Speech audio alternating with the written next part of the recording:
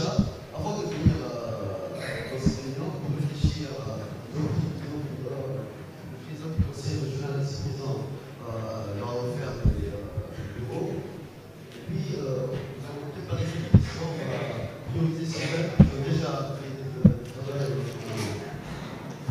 Donc, poser la question, puis on va passer au débat.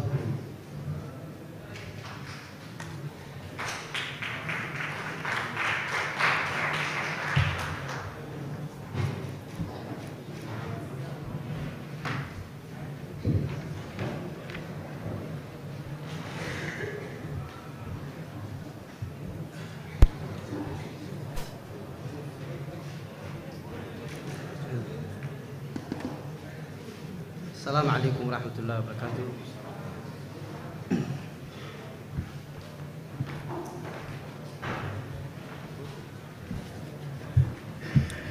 Tout d'abord, je voudrais remercier l'association Tekem Talago qui a initié cette initiative. Et puis, je réitère mes remerciements au ministre des Finances, M. Elias Mousdawale, qui a répondu présent à l'appel de la jeunesse de Tadjoura. Et je passe à ma question. Je m'appelle Baragota Haïn Baragota, détenteur d'un lettre moderne, jeune de Tadjoura et chômeur. Monsieur le ministre des Finances, chargé officiellement du programme Vision 2035, les structures d'enseignement actuelles telles que les CFPA, le lycée technique, ne répondent pas en nombre et en qualité aux besoins actuels et futurs du marché du travail. Par exemple, le lycée technique ne dispose que 4 séries et il y a juste 178 élèves répartis sur 8 classes. Au CFPA, il y a seulement 2 séries, notamment la plomberie et le soudure, qui est dispensée par un seul enseignant qui est en même temps directeur de ce centre. Et il y a juste au total que 15 élèves. Monsieur le ministre des Finances, ne serait-il pas nécessaire de renforcer la capacité des structures de formation existantes en mettant en place de nouvelles séries comme ouvrages métalliques, froid et climatisation, maçonnerie, menuiserie, bois et aluminium, génie civil et transport logistique qui sont en adéquation avec les marchés du travail. Merci de votre attention.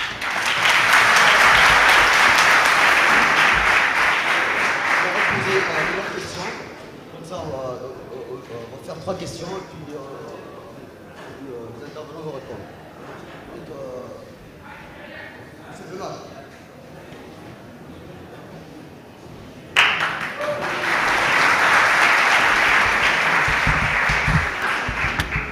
Mesdames et Messieurs les ministres, je vous souhaite vraiment la bienvenue. Ok. Je vous souhaite vraiment la bienvenue. Ma question concerne le Fonds de développement économique. En effet, on ne peut accéder au crédit du FEDER parce qu'il faut plusieurs garants fonctionnaires. Il faut plusieurs garants fonctionnaires, un taux d'intérêt élevé de 6%, avoir un apport personnel conséquent. Est-ce que vous avez prévu des mesures qui facilitent l'accès au crédit aux jeunes, Monsieur le ministre? C'est tout.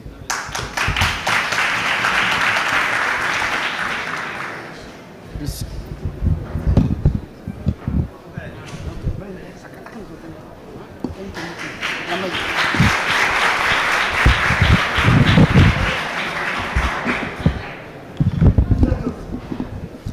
Bonjour, honorable de Monsieur le ministre.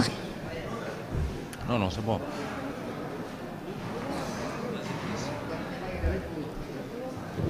Bonjour, honorable des invités, Monsieur le ministre et Madame de Monsieur. Assalamu alaikum. Je m'appelle Ali Mohamed Hamadou. J'ai diplôme d'université Djibouti en économie gestion, promotion 2013. Quant à ma question, l'absence de l'interlocuteur locaux des fonds de développement et l'FI, les jeunes diplômés ont du mal à profiter des programmes. Donc, est-ce que prévu de la décentralisation sur cette institution? La procédure pour obtenir ces fonds sont très difficiles. Sera-t-il possible d'alléger les conditions d'obtention pour les jeunes diplômés tajouriens? parce que ces jeunes entrepreneurs vont subvenir leurs besoins, mais créer aussi leur emploi, à tout en participant activement au développement de la ville blanche. Merci. Là, on a eu 3 questions. Je pense que allez, le micro va aller pour répondre.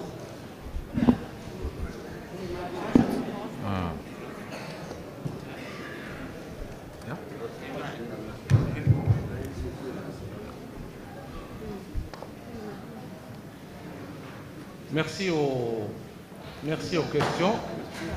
Je vais demander à mes collègues également de me compléter si j'aurais omis quelques informations, en tout cas quelques réponses. Ce sont des questions très directes.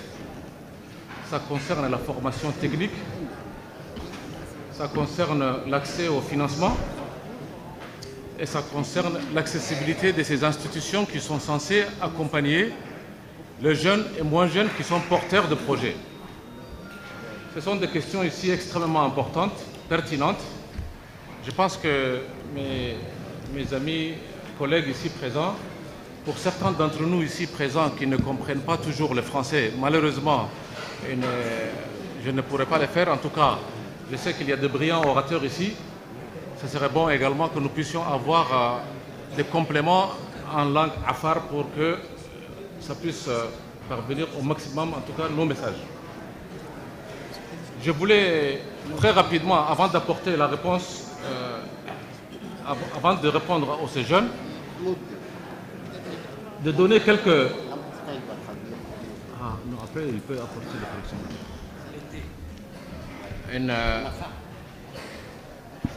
Actuellement, dans la région d'Obok, dans la région de Tadjoura principalement,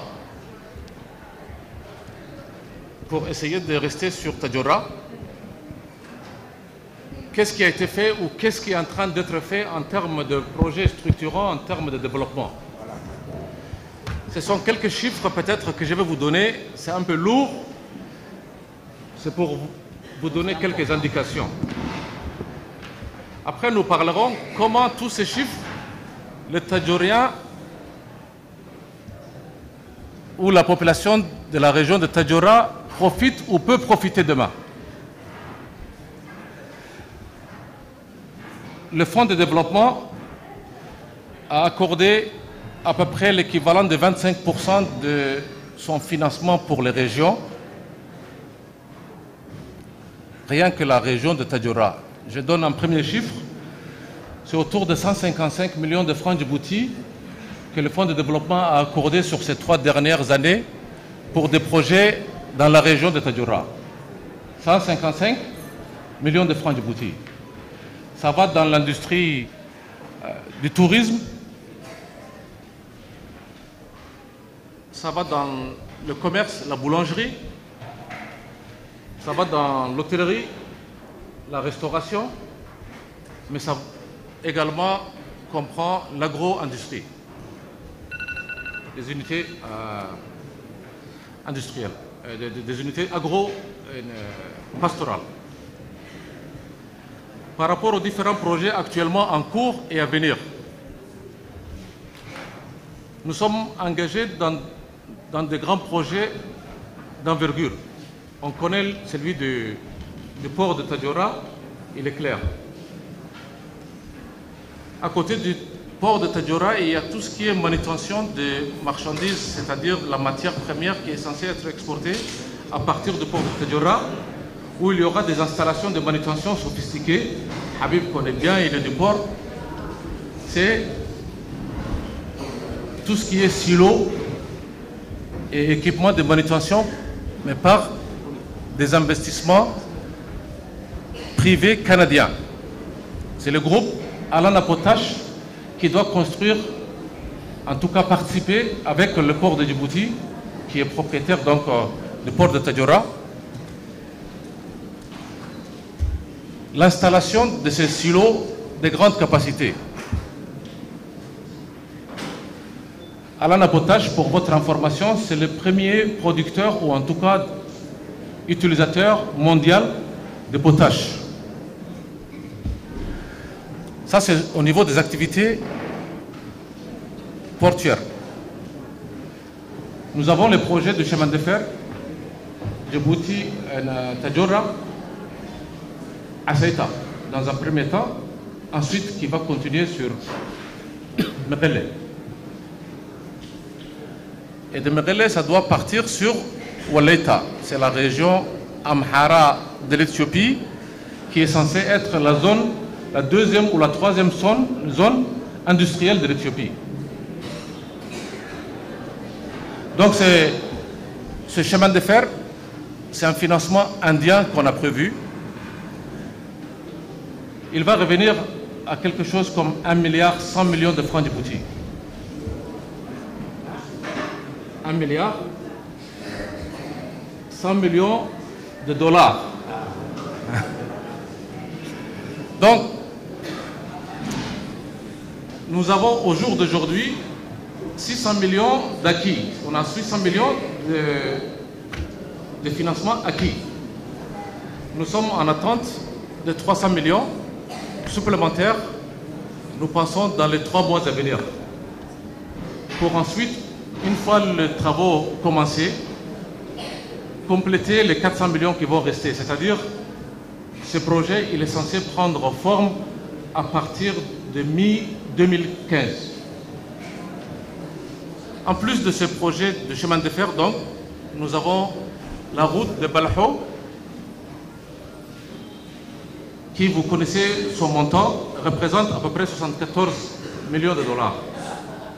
Ça, c'est toujours pour acheminer les marchandises vers et à partir du port de Tadjoura.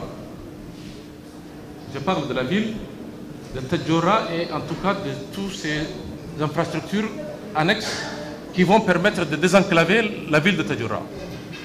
Au-delà de ces infrastructures, nous avons également à Goubet un port minéralier.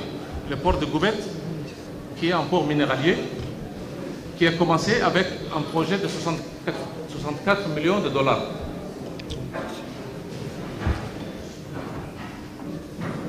À cela s'ajoutent toutes les autres infrastructures qui doivent accompagner ces différents projets structurants. On parle de la production d'énergie géothermique, toujours à Goubet. Pour le moment, c'est 4 forages exploratoires qui doivent nous permettre de lancer les travaux, en tout cas de production, sur les 2 années et demie prochaines. L'appel d'offres a été lancé. Nous pensons très modestement commencer le premier forage à la fin du premier trimestre 2015. Ça, c'est le lac Assal et la géothermie. Je ne vais pas trop m'étaler parce que ça risque de nous prendre quand même du temps et de éviter le débat et les questions. Nous avons d'autres projets également d'un point de vue eau et assainissement, mais également dans le domaine des projets sociaux pour aller très rapidement. Une fois maintenant toutes ces infrastructures, tous ces projets sociaux développés, parce qu'il y aura une corniche qui va commencer, ou ça a déjà commencé, monsieur le préfet, ça a déjà commencé, qui doit être de quelques kilomètres, en tout cas à partir du nouveau port, pour arriver jusqu'à la préfecture et en tout cas non pas sur le GT, sur le GT de l'Escale.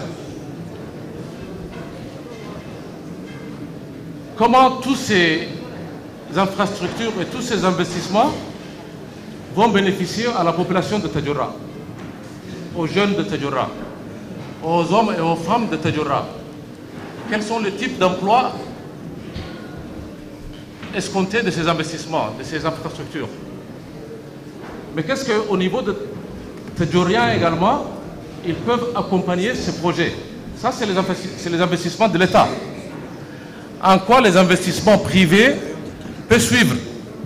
Parce que tout ne sera pas fait par l'État. Les hôtels ne seront pas construits par l'État. Les restaurations ne seront pas construites par l'État. Les pharmacies ne seront pas construites par l'État. les centres de jeux ne seront pas construits par l'État. Il y a beaucoup d'autres activités où le secteur privé, principalement de Tadjoura dans un premier temps, parce qu'il faut que les gens de Tadjoura bénéficient en premier de tous ces investissements. Sans quoi ça n'a pas de sens. Comment maintenant? Nous avons plusieurs outils. Nous avons certaines contraintes également. Comment lever ces contraintes? Ces contraintes, et je viens maintenant aux questions posées par les jeunes, c'est les contraintes d'un point de vue formation de la jeunesse au niveau de la formation technique, au niveau de l'entrepreneuriat.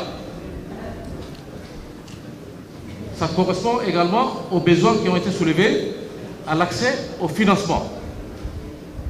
Alors, ici encore, il y a une partie du travail qui va être fait et qui doit être fait par l'État. Mais il y a une autre partie du travail qui doit être fait par le compatriote, par les Tadjouriens. Quand je dis Tadjouriens, y compris femmes, hein, il ne faut pas me prendre misogyne. Rester un peu misogyniste, quoi.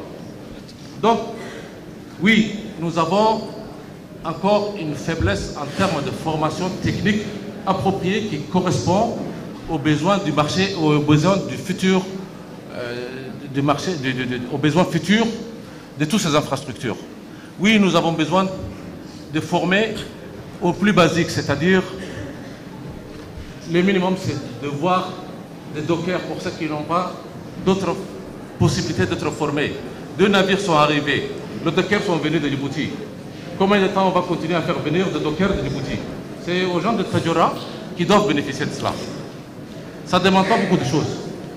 Mais il faut aller vite pour que, immédiatement, en dehors de la construction, nos gens puissent bénéficier. Nous aurons également besoin de capacités de formation en termes de manutention, mais également en termes d'entrepreneuriat. Comment nous allons également former le plus rapidement possible? Il nous faut donc réfléchir et refondre toute la formation technique à travers des lycées techniques. Ça peut être sur Tadjoura et il y a certains qui sont en programme, mais ça va être dans d'autres régions également pour que les gens de Tadjoura puissent être formés sur les autres régions et revenir. Toutes les infrastructures de formation ne seront pas construites dans un seul chef-lieu des régions. Comment ça va se passer au niveau de ces formations? Actuellement, il y a un programme de développement au niveau du ministère de l'Éducation et de la formation professionnelle, d'un programme de formation technique et donc de proposer une nouvelle stratégie avec une grille de formation correspondant aux différentes opportunités qui s'offrent dans les mois, dans les années à venir. Ensuite, ce sont les formations plus basiques qui ne demandent pas beaucoup d'expertise. C'est également le service national adapté qu'on a appelé à l'époque SNA, qui ne s'appellera plus SNA mais qui va s'appeler SNAD, pour ajouter à la terminologie de développement, service national adapté au développement, dont certains centres seront construits également à Tadjoura. Donc je pense que nous sommes sur le bon chemin, en tout cas pour apporter des réponses immédiates sur les besoins de formation technique de notre jeunesse. Quant au financement et aux garanties, il est là le directeur du fonds de développement. Naturellement, on est venu pour apporter quelques réponses également. Et ça fait partie peut-être d'anticiper un peu les réponses, ou en tout cas, c'est que le président de la République m'a demandé ici d'annoncer aujourd'hui pour nos concitoyens, nos compatriotes de Tadjoura, nous allons très vite organiser un concours de porteurs de projets de Tadjoura. C'est nous qui allons organiser.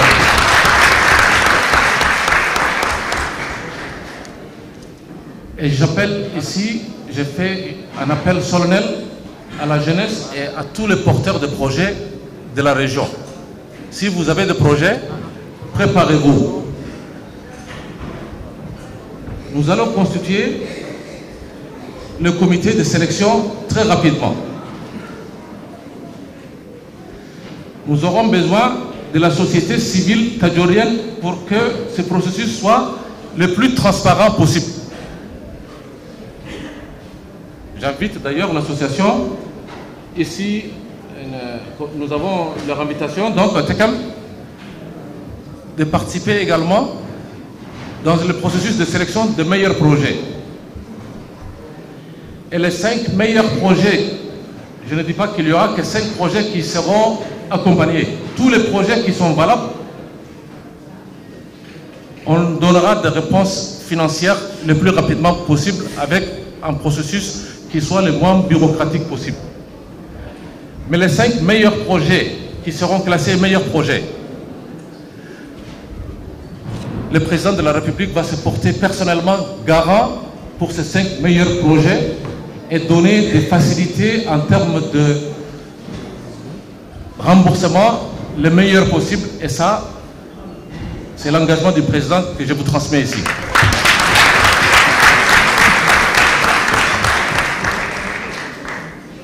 Au-delà de ces 5 projets, s'il y a d'autres projets qui sont intéressants, retenus, valables pour la région ou pour la ville de Tadjoura, nous allons également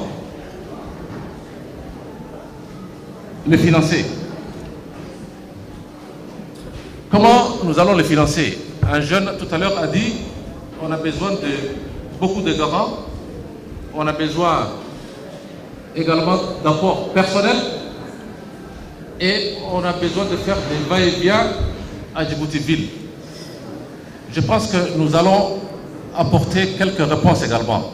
Pour les garanties, on a besoin d'avoir quand même certaines garanties. Quand les projets sont viables, le projet lui-même peut représenter une garantie. Il peut être nanti. Mais ici, ce n'est pas des cadeaux qui seront distribués. C'est de l'argent que nous avons emprunté pour Djibouti. Et cet argent, c'est vous qui payez. C'est nous qui payons. C'est nos enfants qui vont payer. Il va falloir les rembourser. Mais il faut que nous puissions, cependant, faciliter leur accès et non pas rendre le processus très difficile, très bureaucratique. Il y a une réforme qui est actuellement en cours au niveau du fonds de développement. Les délais de réponse seront beaucoup plus rapides. J'ai demandé au niveau de la direction du fonds de développement d'avoir des guichets qui soient spécifiques pour que le processus puisse être accéléré. Un projet, il doit se traiter le plus rapidement possible et de la manière la plus transparente possible et la plus équitable possible. Ça, c'est un engagement. Nous allons très vite faire quelques propositions concrètes à l'ensemble de la population djiboutienne. En attendant, et c'est la deuxième annonce que je voulais vous faire ici aujourd'hui, au niveau du conseil régional, au plus tard à mi-janvier, et je pense que tous les directeurs m'entendent, dès demain quand nous allons retourner à Djibouti, il faut qu'il y ait une solution, une proposition pour qu'au 15 janvier, les personnes économistes, intellectuels, entrepreneurs ou je ne sais encore quel profil correspondant au processus d'accompagnement de la jeunesse. Un bureau, si Hassan veut bien nous accorder un bureau libre, toutes les institutions de financement, d'accompagnement et d'enregistrement, y compris l'ODEPIC. Nous allons consolider 2 à 3 personnes, cadres, qui vont travailler en permanence à Tadjoura ville pour accueillir les jeunes et que les jeunes de Tadjoura ou les porteurs de projets ne partent pas à Djibouti.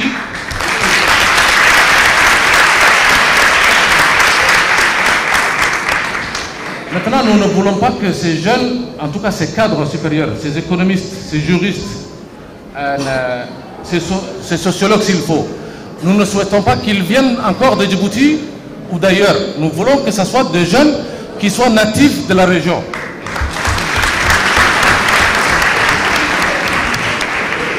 S'il y a des candidats dans les différentes administrations et qui souhaitent se délocaliser ici, on va même leur accorder quelques primes de délocalisation.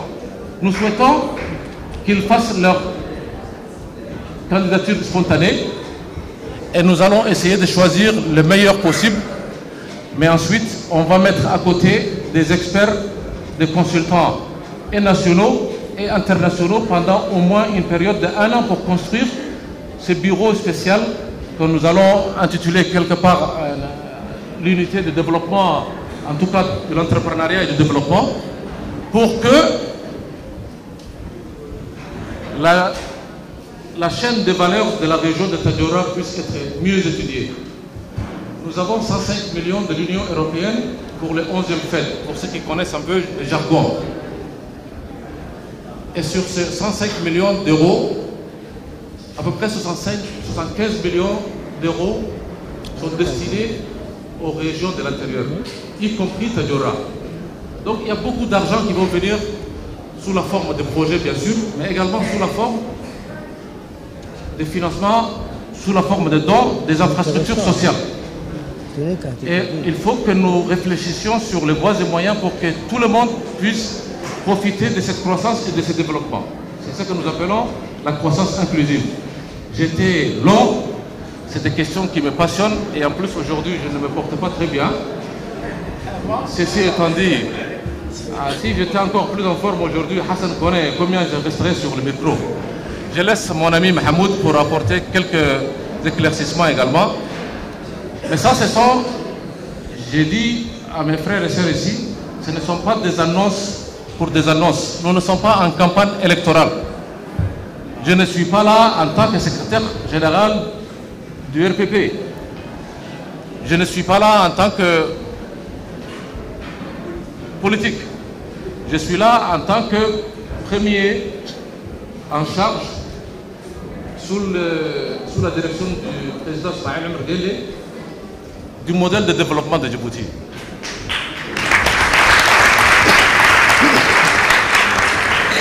Et c'est à ce titre que je vous dis la promesse du président de la République, comme au niveau de nos réflexions, au niveau du ministère de l'économie et des finances, nous allons les concrétiser le plus rapidement possible. Essayons d'aller au même rythme et essayons en tout cas de rester également compréhensifs pour que nous puissions avoir des interactions qui soient productives pour tout le monde, et pour le gouvernement, et pour la population de Tadjoura. Mahmoud, s'il te plaît.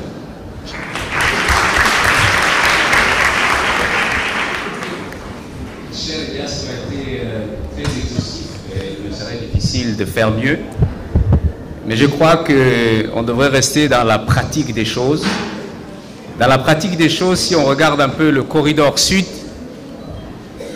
toutes les activités dans le corridor sud sont occupées par la plupart des activités sont occupées par des non-nationaux. Et je crois que cela est essentiellement dû au fait que nous n'avons pas suffisamment préparé notre population à ces activités-là. Aujourd'hui, les jeunes de Tadjoura sont conscients du fait qu'ils doivent être préparés et ils le demandent et ils l'exigent. Et je crois que notre présence ici, les instructions du chef de l'État vont dans ce sens-là.